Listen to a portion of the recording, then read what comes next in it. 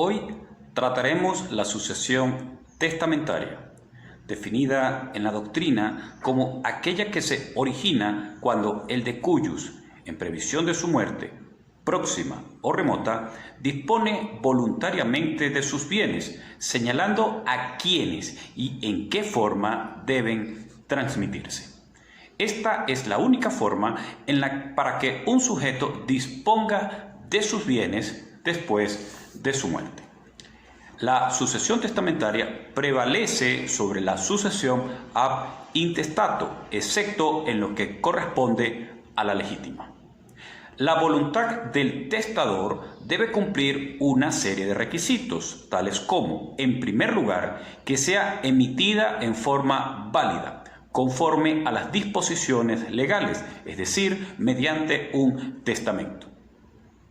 En segundo lugar, que el decujus sea capaz de disponer, que el instituido sea capaz de recibir y que en la disposición testamentaria o en las disposiciones testamentarias se hayan respetado los derechos de la sucesión necesaria que pudieran existir, esto es, la legítima, requisitos señalados por Sojobianco. Nos preguntamos ahora qué es el testamento y para ello vamos a acudir al artículo 833 del Código Civil cuando señala expresamente. Vamos al artículo 833. El testamento es un acto revocable por el cual una persona dispone para después de su muerte de la totalidad o de parte de su patrimonio, o hace alguna otra ordenación según las reglas establecidas por la ley. Este es el contenido del artículo 833 del Código Civil. Esta definición debe ser entendida a la luz de una serie de características, tales como la de ser un acto unilateral, ser un acto voluntario. La voluntad del testador debe estar libre de vicios. Es solemne, ya que debe ser realizado cumpliendo con las formalidades establecidas en el Código Civil. Asimismo, es un acto escrito, es personalísimo, de última voluntad o mortis causa, es revocable y es un acto de disposición. El acto testamentario se estructura sobre la autonomía de la voluntad, por lo que se han de aplicar construcciones abstractas relativas a negocios jurídicos y a las contrataciones.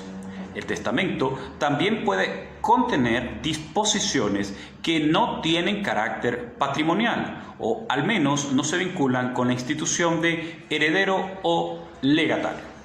En cuanto a la capacidad para testar, vamos a acudir al artículo 836 del Código Civil cuando señala: pueden disponer por testamento todos los que no estén declarados incapaces de ellos por la ley. Este es el contenido del artículo 836. Ahora, en virtud que la capacidad es la regla y la incapacidad es la excepción, el artículo 837 dispone con carácter taxativo los supuestos de incapacidad para testar. Vamos al artículo 837, textualmente dice: son incapaces de testar, primero, los que no hayan cumplido 16 años, a menos que sean viudos, casados o divorciados. En segundo lugar, los entredichos por defecto intelectual. En tercer lugar, los que no estén en su juicio al hacer el testamento. Y en cuarto lugar, los sordomudos y los mudos que no sepan o no puedan escribir. Repito, estas causales se encuentran establecidas en el artículo 837 del Código Civil. La temporalidad de las incapacidades se remiten al tiempo en que se otorga el testamento. En cuanto a la capacidad para recibir por testamento, acudiremos al artículo 839 del Código Civil, cuando señala: pueden recibir por testamento todos los que no estén declarados incapaces de ello por la ley. Los incapaces para recibir por testamento son los mismos incapaces para recibir ab intestato, de acuerdo a lo establecido en el artículo 840 del Código Civil. Sin embargo, pueden recibir por testamento los descendientes inmediatos, es decir, los hijos de una persona determinada que viva en el momento de la muerte del testador, aunque no estén concebidos todavía. Por otro lado, también son incapaces para heredar por testamento los señalados en el artículo 841 del Código Civil. Vamos al artículo 841, que dice: son igualmente incapaces de heredar por testamento, primero, las iglesias de cualquier credo y los institutos de manos muertas.